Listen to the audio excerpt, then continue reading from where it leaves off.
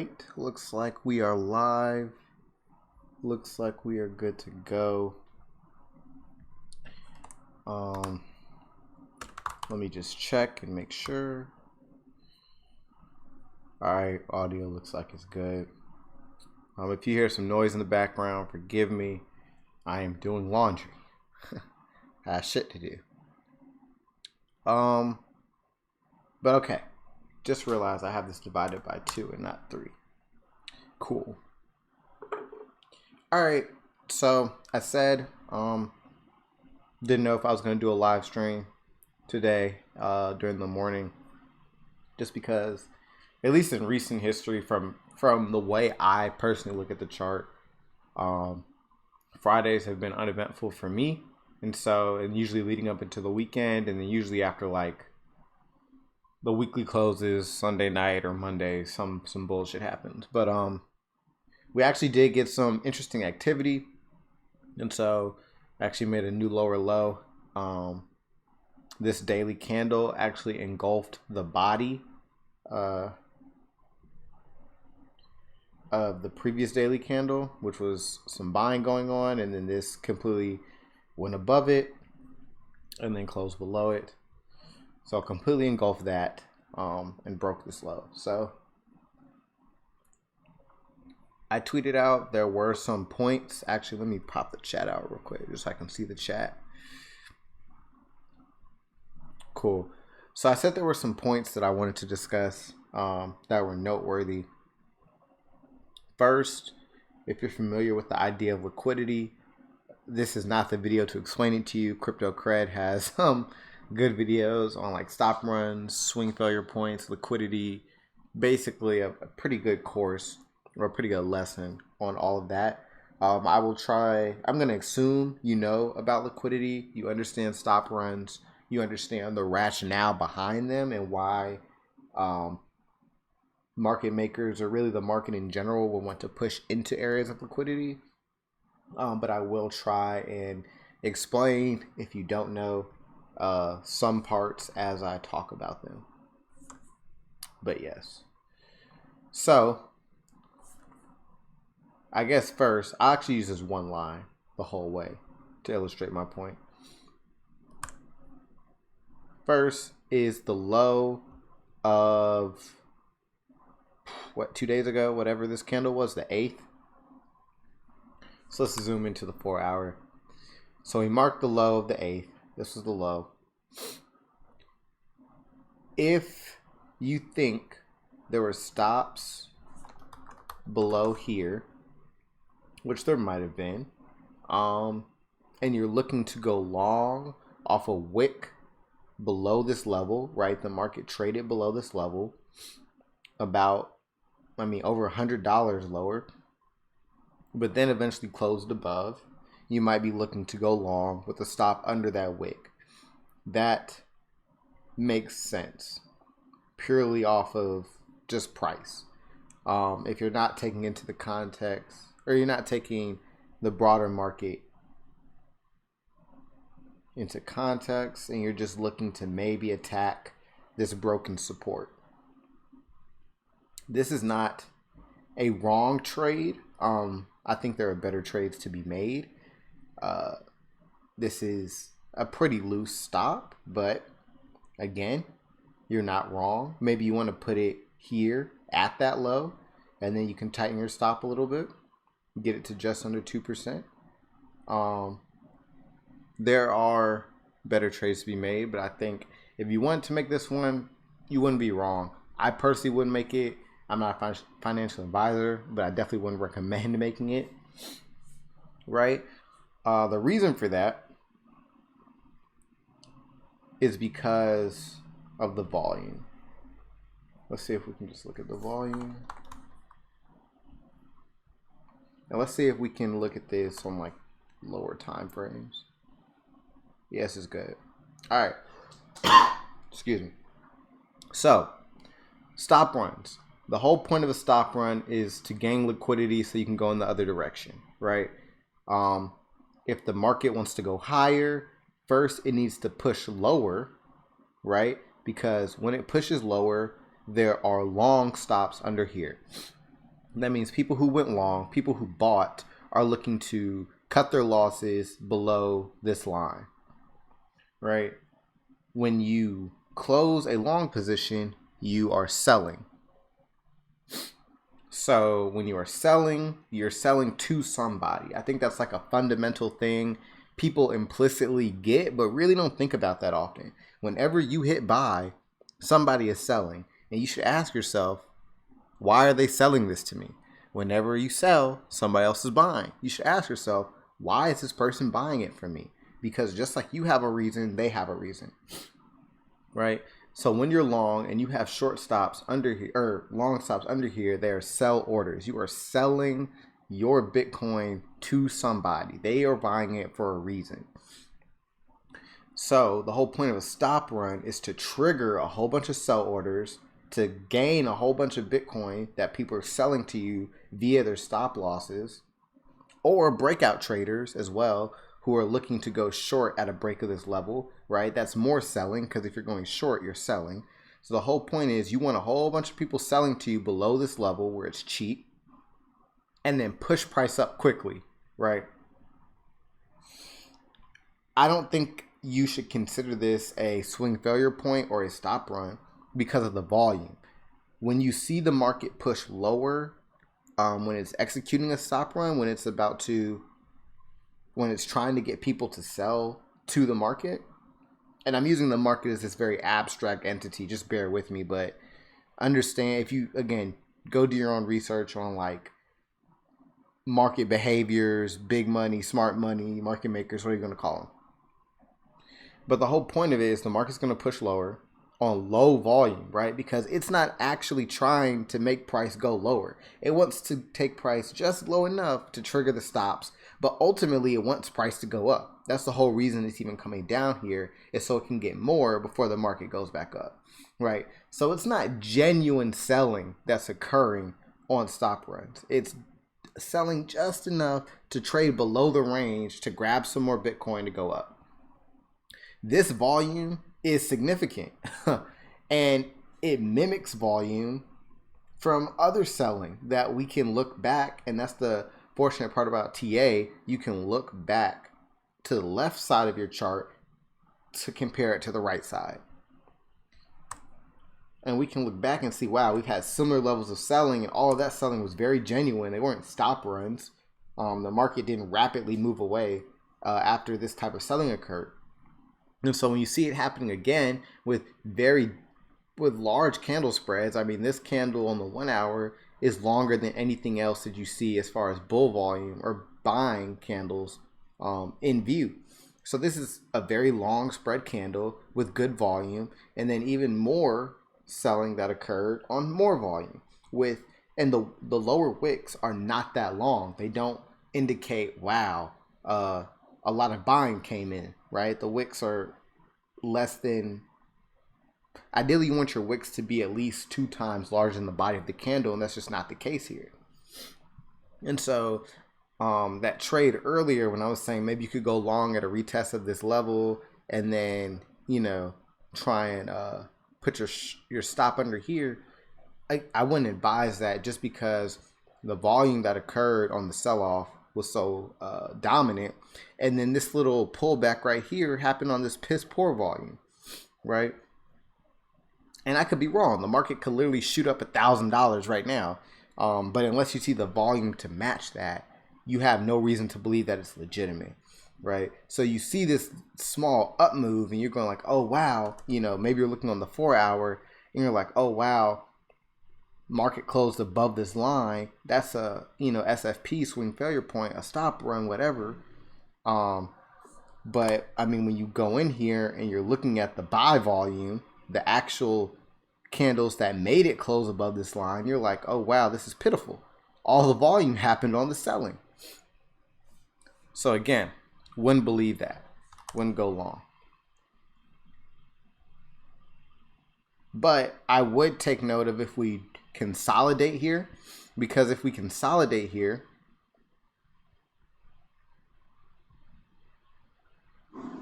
I can get rid of this volume. I don't need that right there. And we consolidate here and just go sideways, and what we've created is a situation where we have closed at a lower low, and we've even wicked at a lower low, but we have this divergence on volume. We may expect to pop up. Other places that has happened in recent memory.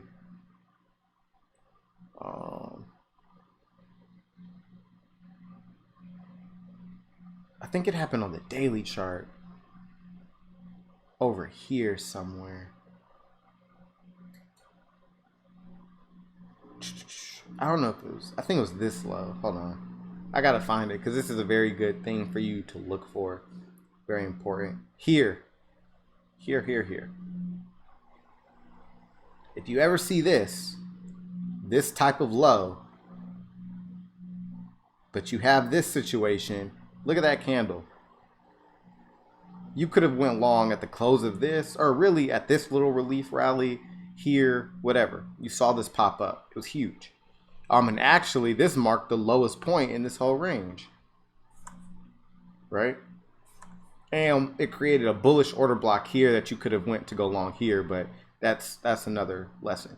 But we're looking at something kind of similar here, all right, where we might have this type of divergence with this type of push lower that didn't have as much volume as we would have liked. So that's just something to keep note of. Now, same thing as far as stop runs. You could have looked at this wick over here. This was the right shoulder of this inverse head and shoulders, if you want to call it that. Or it was just, you know, it was just the higher low that formed before the pump. Whatever. Last point of support.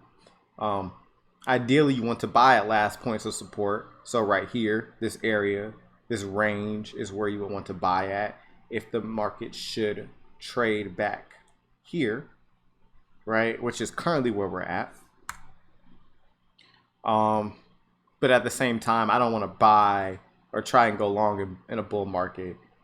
I do, and there are many great long opportunities like here, you know, here, even intraday, there's great long opportunities. I'm just saying my bias is not towards that. And so, you know, even when we come to last points of support, I want to put that under more scrutiny. That being said, same thing. You can think of this as a swing failure point. I wouldn't, just because of how late this dump came in the day. I mean, it literally came within like the last 2 hours of this candle. So what you actually had was a candle that was up here and then dumped real quick and then, you know, had a quick response. I don't think that's the same as a swing failure point, especially because, again, you want your wick to be about 2 times the size of the body of the candle, which is simply not the case here. And then looking at the wave volume, I mean, this wave is still going as far as selling is concerned. And then looking at the individual candle volume, that's solid, right? It's not, let me try and get a good angle. It's not as much as this day, right? But again, it came at the very end of the day. There was no momentum selling into this candle. It kind of just happened. Granted, it was being set up to happen, but still very respectable selling volume. And I mean, at the very least, it eclipsed the buying that happened the previous day. And that's really the most important thing. So yeah, if you were looking to go long based off of these things, I wouldn't. And then even if you were, I'd ask you, okay, well, if stop runs are so important to your strategy, or, you know, they're important enough to actually trigger a trade for you, why is this not the stop that you're paying attention to the most? Like the lowest low of this range. Like, what makes you think there's liquidity here in this area that's enough to turn everything around, right? That we can ignore this? That would be my question, right? If you were trying to go long based off of a stop run, you know, whatever you perceive to be a stop run here, that would be my question. Well, I guess that would be a check mark because whatever. But yeah. So that's what I would ask you, like, why can we avoid these stops? Why are these stops enough? And then even so, we didn't even trade that deep into it. So I just wanted to point that out to you all in case anybody was thinking about going long based off of that. I just don't think that would be a good idea. That being said, I mean, a lot of what we talked about yesterday is still valid as far as the levels that are marked off at. You have this low. Let me see if I can find that 4-hour block. That was a great block, by the way. It was this one here. I'll just pull that out. Oh, shit. We'll go ahead and mark this green. Good support. Literally came. This is fucking perfect. Oh my god. Traded in here. I think we talked about this when it was happening. I had orders set here and I canceled them just because I was like, oh no, the market. Look, I saw this and I was like, yeah, the market's just going to break this low again. But fuck, that would have been like the greatest long of all time. Not of all time, but it would have been excellent. Oh well. This was support. Hasn't been touched since here. So should we come down and trade into here again, we're talking about a range of about 5.9 to 5.75. That would be the second touch. The reaction would probably not be as strong. So should we come here, we probably won't bounce higher than there.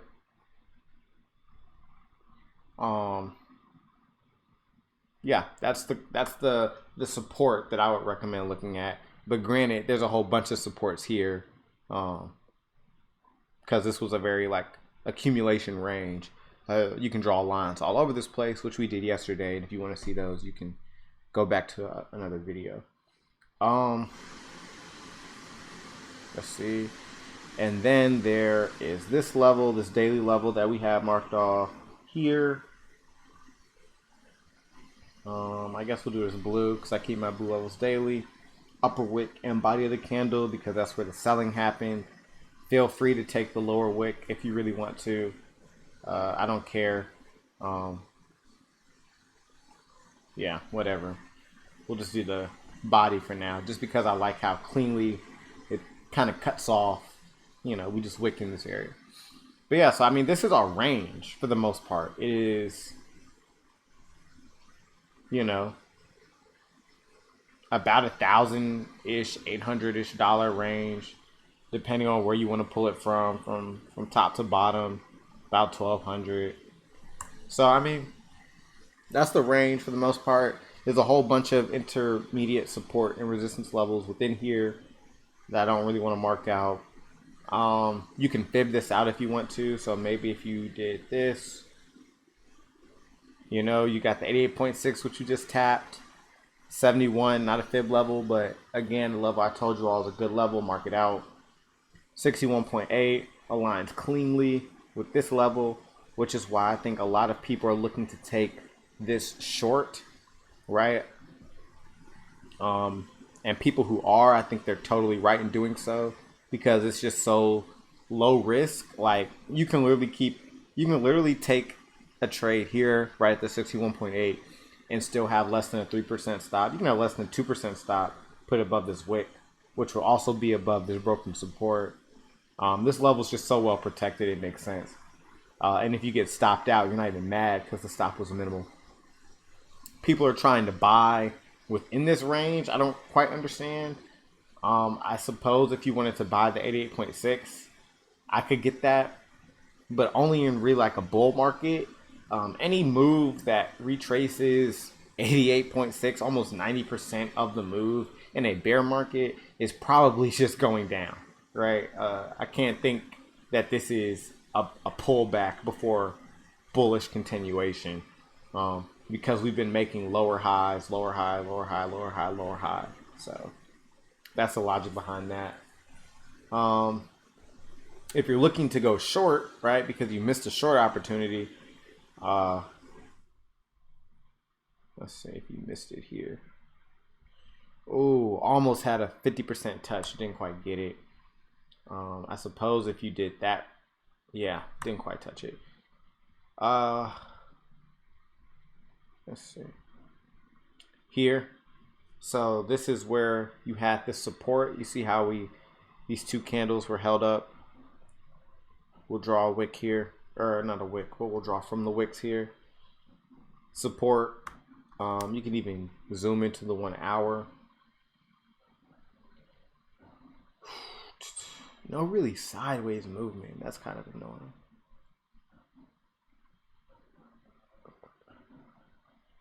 Trying to figure out the best way to draw this.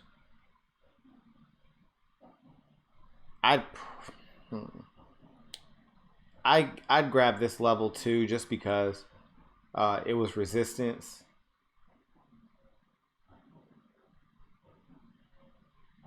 Yeah. Wait, did this gap up? You see this? It like gapped up. It's small, but you can see it. But yeah, I probably here, this level was resistance. The top of that blue line.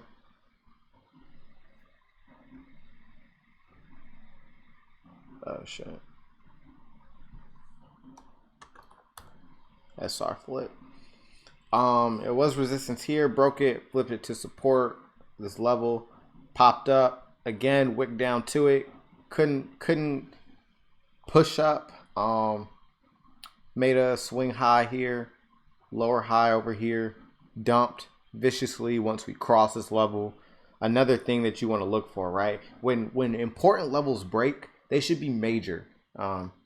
If price didn't move viciously through a level, your level probably wasn't important. So you can see this dotted blue line that we have here. Boom, hard cut, resistance, resistance. Boom, hard cut up. Came up here, support, support. Boom, large green candle, or decently, comparative to a lot of the previous hours, green candle straight out of the zone. Brief support. Boom, large, or a lot of selling. So any level that you mark out, you want to see like viciousness. Same thing with this block. You see we marked it on the daily candle, but you see there was support here, and then boom, complete sell-off through this level. Even had a small intra-hour retest, but it was harsh selling, and that's what you want to see. That's how you know your levels are important. So if you're short, or if you're not short and you're looking to get short, you have this level. You also have support here. So this range even, which we've actually already traded back up into. Let me find the last point of support for that bullish takeoff right here. Yeah, we already wicked up here. Since the trend is moving kind of fast, maybe you want to take lower fibs. Had a 23.6 retrace. Maybe you want to do, something under 50%. I personally like 50% retracements, but sometimes it just doesn't give you that. So, yeah. Again, so I can't tell you a situation where you would go long except for a tap of this level, this green level we have marked out. I would only be looking to go short. Looking at the guppy. Yeah, pulled back. Every time we pull back and the slow EMAs turn gray, short opportunity, short opportunity, short opportunity, short opportunity. Daily guppy. The slow EMAs have actually turned bearish now, as well as the fast. Fast are kind of pretty compressed. So we might see a retrace on the daily. Or at least some sideways movement until the EMAs can catch up.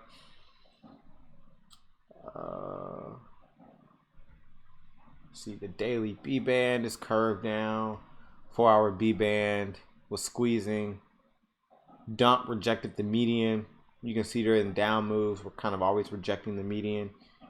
Overbought, dump, rejected median.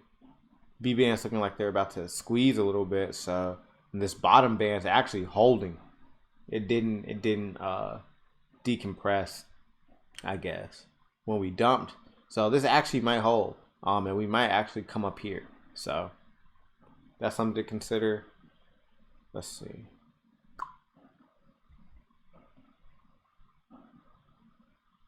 EMAs 1226 pushing down. You see every time we come up in these EMAs. Again, mark this out. Yesterday I marked this out every time, but just so drilling your head.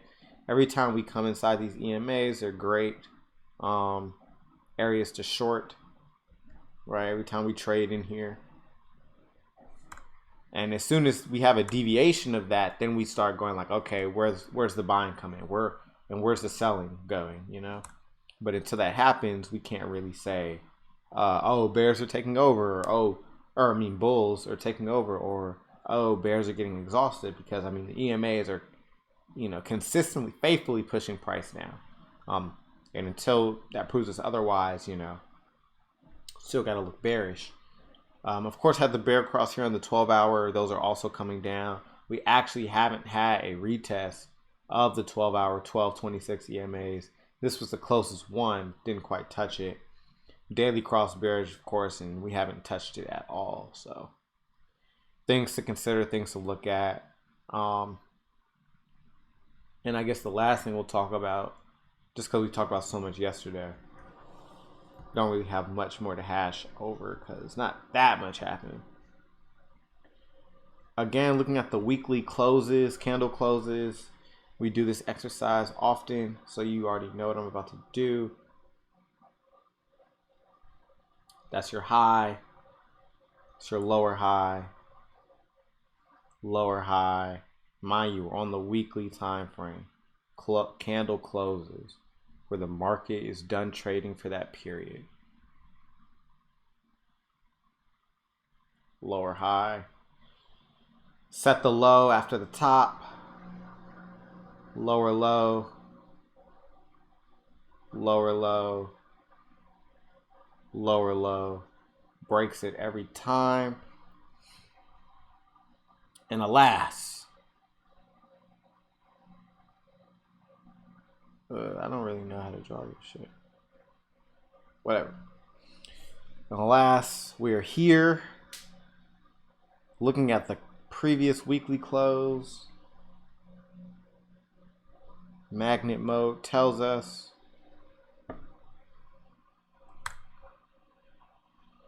that this is about 6149.3 when you average. I'm using Bitfinex, Coinbase, and Binance. We're currently here, like we've broken it, but we haven't closed yet, right? The weekly closes in about 2 days. Today's Friday, so Friday's got to print, Saturday's got to print, Sunday's got to print. So 3 days actually. We're currently cut below the close. The question is, you know, will we close below it? That's the question. My money is on yes. So my money is we close below 61.49 on the weekly candle, but we will see. But this is the pattern, and I don't understand why people just aren't paying attention to this, and they want to say the bear market is over. How's the bear market over? You have to either set a weekly higher low and then break the previous low, right? So that looks something like this, where how we come down, held, you know, a higher low and then broken up. I know that's ugly, so let me actually just use arrows. How do we come here? Formed, you know, literally anywhere above this line, or pretty much anywhere above here for the most part. Form some type of higher low, and then go to break this high, right? Alternatively, we could have kept pumping and then broken this high over here, but neither of those things have happened yet. Breaking this high most certainly didn't happen, and now we're looking at, okay, do bulls defend this low? If they can't, then I mean this pattern's going to keep going of weekly lower highs and lower lows, and the bear market is still in full effect. I don't understand, you know, anything that would make you think it wasn't. And even once we do set a higher low, right, that doesn't mean the bear market's over, or rather it does, but it doesn't mean the bull market has started. We could just enter an accumulation phase where we literally just, go sideways. Right? We could just go sideways for a long time, maybe even bleed out a little bit, and then pump. It really just depends. So until that higher low is set on a weekly time frame, candle closes. People, whenever I show people this, they always want to talk about this long ass wick that happened in early February. If you want to use this in your technical analysis, go ahead. I'm not gonna let it fuck up mine like that. This is a flash crash. This is ridiculous. That wick is huge. It's a doji. And then it didn't even reverse the trend. It was like temporary stopping of the bleeding before, about 2 weeks of bullishness or 3 weeks of bullishness with a pullback in here. And then we just continued breaking lows. This low is actually broken, right? People thought this was an SFP. No, it wasn't. We had, a pullback here. But until we set a higher low, we can't confirm anything yet. So, again, I'm not using that wick. Y'all can use that wick. That wick is bullshit to me. I'm going to look at the candle closes. Candle closes. And this is what we have. So, again, understand the trend. Understand we're in a bear market. Understand bulls haven't stepped in yet. You want to have more of a bias towards shorts than longs. That doesn't mean there aren't a lot of great and very profitable long opportunities in here, because there most certainly is. That's all I have. Remember, volume comes first. Don't let price fool you. See y'all later.